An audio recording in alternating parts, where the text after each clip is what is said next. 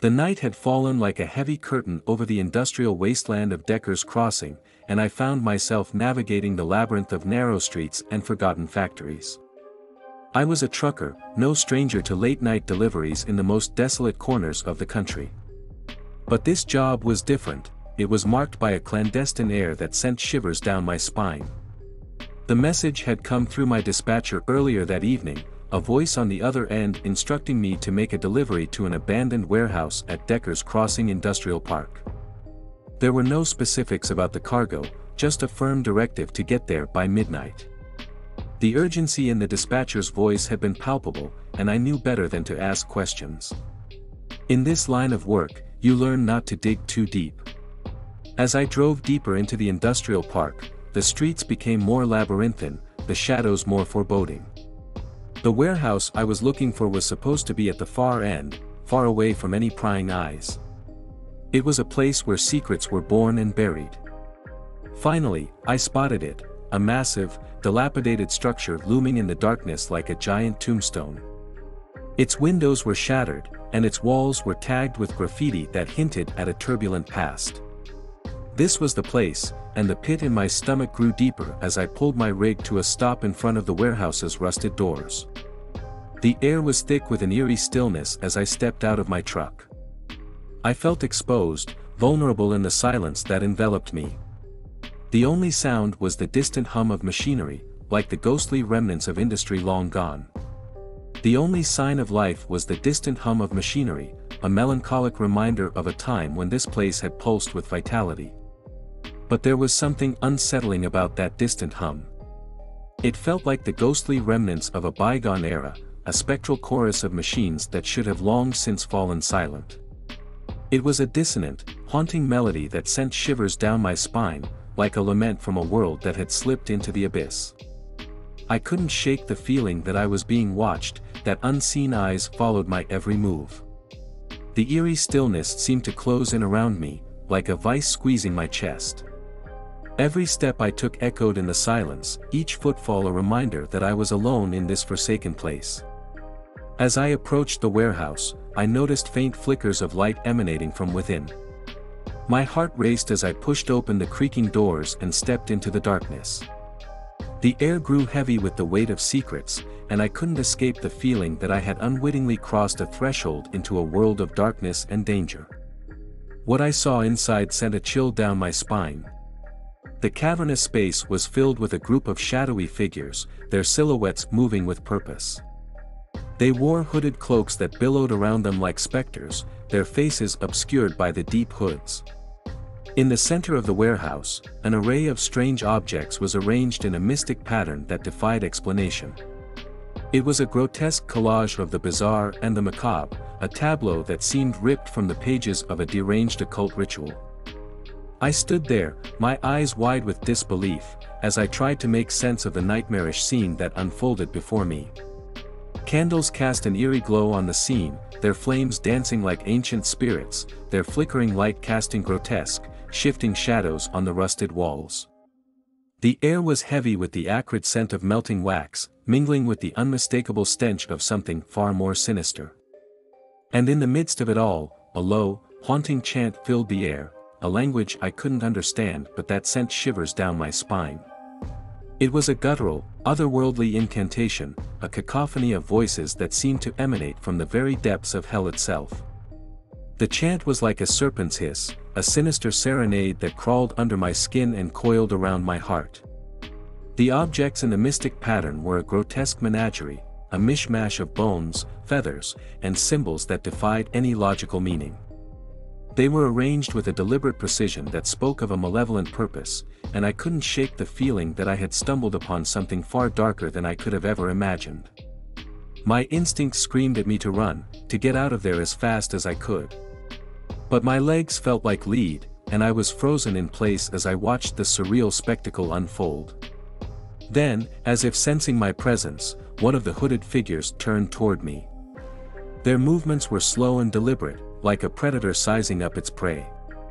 Their hood concealed their features, but their eyes, dark and intense, met mine for a fleeting moment before they returned to their ritual.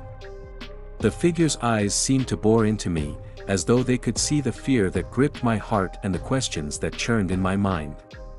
It was a gaze that sent a shiver down my spine, a silent warning that I had trespassed into a realm where I did not belong. With every ounce of willpower, I backed away, my heart racing, and made my way back to the truck, not daring to look back. As I pulled out of the industrial park, I couldn't shake the feeling that those figures were watching me, their eyes burning into my soul. I needed answers, and I needed them fast. I pulled into a nearby 24-hour diner, hoping to find a quiet corner where I could gather my thoughts. The place was nearly empty, save for a few late-night patrons nursing their coffee. I sat down at a booth by the window and pulled out my phone, dialing my dispatcher's number. I had to know what I had stumbled into, why I had been sent to that warehouse in the dead of night. The dispatcher's voice crackled over the line, and I wasted no time in recounting what I had witnessed. There was a long pause on the other end, and when the voice finally spoke, it was trembling with fear. "You need to get out of there, now," the dispatcher said. "You've stumbled into something you shouldn't have, something dangerous. I can't explain it all over the phone, but you have to trust me." My heart sank as I realized the gravity of the situation. I had unwittingly become entangled in something far more sinister than I could have ever imagined. "What do I do?" I pleaded, my voice trembling. "Head west on Route 12, the dispatcher instructed. "I'll text you an address. Meet me there. We need to figure out our next move, but you have to stay off the grid. Trust no one."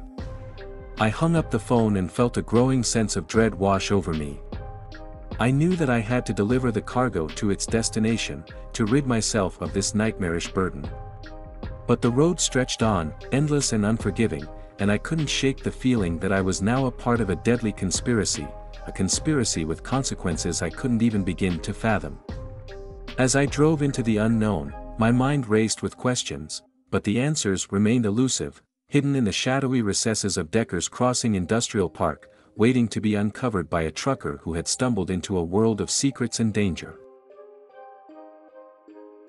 I remember that night like it was yesterday, though it's been years since that bone-chilling encounter on the lonely highway. I was a trucker hauling a load of goods across the desolate heartland of the United States. The moon hung high in the clear night sky, casting an eerie pallor over the winding, seemingly endless road ahead. As the miles passed, the low fuel warning light on my dashboard began to glow ominously.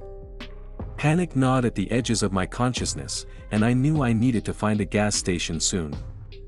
With the nearest town still miles away, I couldn't afford to run out of fuel in the middle of nowhere. Then, like a lifeline in the darkness, a flickering neon sign appeared on the horizon, announcing the presence of a fuel stop. Relieved, I steered my rig off the highway and onto the cracked, uneven pavement of the access road leading to the station. The place looked old, maybe even abandoned, but desperate times call for desperate measures. Pulling up to the rusty fuel pumps, I killed the engine and climbed down from the cab. The night air was frigid, carrying with it a sense of desolation that matched the surroundings. I shivered involuntarily, a feeling of unease washing over me. The fuel stop appeared long past its glory days. The faded paint on the pumps and the peeling decals hinted at a time when it had been a bustling hub for travelers. Now, it stood as a forgotten relic of a bygone era. But something about the place sent a chill down my spine, a sense that I was not alone. As I began refueling, I glanced around, my eyes drawn to the walls of the small store adjacent to the pumps. Strange symbols were etched into the decaying wood, and they seemed to pulse with an eerie energy in the dim light. I couldn't make sense of them, but they triggered a growing sense of dread within me. With the tank full, I hastily replaced the fuel nozzle and stepped inside the store, hoping to find answers or at least someone to explain the bizarre symbols. The interior was just as unsettling as the exterior. Shelves lined with dusty, long-expired goods loomed over me, and a layer of cobwebs covered nearly everything. A bell above the door jingled as I entered, but there was no sign of life. The eerie silence pressed in on me, and I called out, "Hello? Anyone here?" No response. I felt like an intruder in a long-abandoned place, but my desperation to understand the situation kept me moving forward. That's when I heard it, the faintest of sounds coming from the woods beyond the fuel stop. It was a strange, ethereal melody, like the eerie song of a distant flute. The notes seemed to beckon me, and my curiosity got the better of my fear. I stepped cautiously toward the source of the music, pushing through the overgrown weeds and branches that separated the fuel stop from the woods. As I ventured deeper into the trees, the music grew louder and more unsettling. It was as though the forest itself was alive with some hidden presence, something that defied reason and comprehension. Then, just beyond a gnarled oak tree, I saw them, figures moving in the shadows, their forms barely discernible in the dim moonlight. Panic surged through me as I realized I was not alone in the woods. I turned to flee, to retreat to the safety of my truck, but a force beyond my control compelled me to stay. It was as though an invisible hand held me in place, forcing me to watch as the figures drew closer. Their faces remained obscured, shrouded in darkness, but their movements were deliberate and purposeful. They circled around me, their eerie music filling the air. I felt like prey being toyed with by predators, and a primal terror gripped me. Suddenly, one of them stepped forward, their face partially illuminated by the moonlight. It was a mask, a grotesque, twisted visage that sent shivers down my spine. I couldn't see their eyes, but I could feel them boring into my soul. In that moment, I knew I had to escape, to get back to my truck and drive far, far away from this place. With every ounce of willpower, I tore my gaze from the figure and sprinted back through the woods, ignoring the music that seemed to chase after me. I burst into the clearing of the fuel stop, gasping for breath, and made a mad dash for my truck. The engine roared to life, and I slammed my foot on the accelerator, tires screeching as I peeled out of that nightmarish place. As I sped away, the eerie music faded into the distance, and I couldn't help but glance back in the rearview mirror. The abandoned fuel stop and its grotesque symbols disappeared from view, but the memory of that encounter would haunt my dreams for years to come. To this day, I have no explanation for what I witnessed that night. All I know is that there are places in this vast country where the boundaries of reality blur, where the darkness hides secrets that should remain undiscovered. And I count myself lucky to have escaped with my life, haunted by the knowledge that some mysteries are better left unsolved.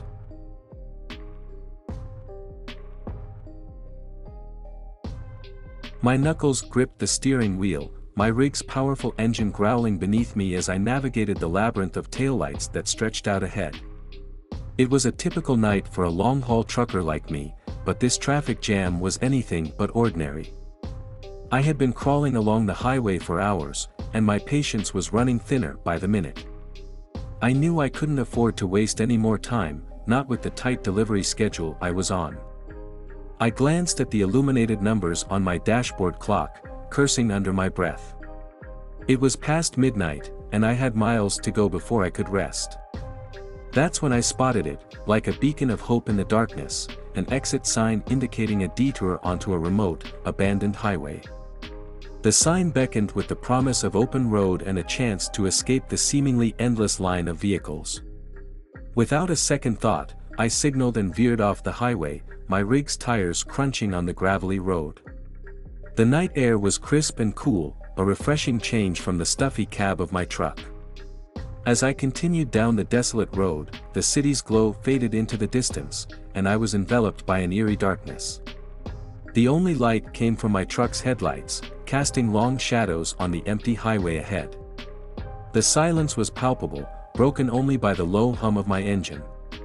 But soon, the solitude of the open road gave way to unsettling occurrences that left me questioning my decision to take this detour. The first sign of trouble was a series of roadblocks, seemingly placed at random intervals. They were crude, constructed from old barrels, wooden planks, and pieces of rusted metal. I slowed down to navigate around them, growing increasingly uneasy. Who would go to such lengths to block this forgotten road? And why? My unease deepened when my phone rang, the sudden jolt of its ringtone startling me in the quiet night. I glanced at the caller ID, it was an unknown number. Hesitating for a moment, I finally answered. "Hello." I muttered, my voice trembling ever so slightly. Static crackled on the other end before a distorted voice spoke, barely comprehensible. "Turn back, danger, go back." I frowned, struggling to make out the words. "Who is this? What are you talking about?" But before I could get any answers, the call abruptly ended, leaving me with nothing but unanswered questions and a growing sense of dread. As I pressed on, the unsettling roadblocks continued to appear, each one more menacing than the last. Some bore warning signs, words like "go back" and "danger ahead" spray-painted in bold, dripping letters. The crude messages seemed to pulse with an ominous energy, as though they were dire premonitions etched by a malevolent force. The roadblocks themselves grew increasingly bizarre and unnerving. Massive boulders, stacked like towering sentinels, blocked the path. Abandoned vehicles, rusted and mangled, lay strewn across the highway, as if they had been hurled there by an unseen hand. My truck rumbled and groaned as I navigated these obstacles, my knuckles white on the steering wheel. A cold sweat beaded on my forehead, and my heart pounded like a relentless drum. Every fiber of my being screamed for me to turn back, to flee this nightmarish gauntlet that seemed determined to keep me from my destination. I couldn't explain it, but I felt an unshakable need to deliver the cargo, to complete this harrowing journey no matter the cost. The weight of responsibility hung heavy on my shoulders, even as the roadblocks taunted and threatened me. I had no choice but to keep going. Turning back now would mean rejoining the nightmare traffic jam I had been desperate to escape. Then came the shadowy figures. At first, I spotted them out of the corner of my eye, fleeting glimpses of indistinct forms lurking at the edge of my vision. They seemed to emerge from the darkness, their movements erratic and unnatural. I tried to dismiss them as tricks of the mind, mere products of my exhaustion and the eerie surroundings. But as they drew nearer, I could no longer deny their presence. Figures in tattered clothing and hunched postures, their faces hidden beneath hooded jackets and hats, stepped onto the road in front of me. I slammed on the brakes, my truck shuddering to a stop just in time to avoid a collision.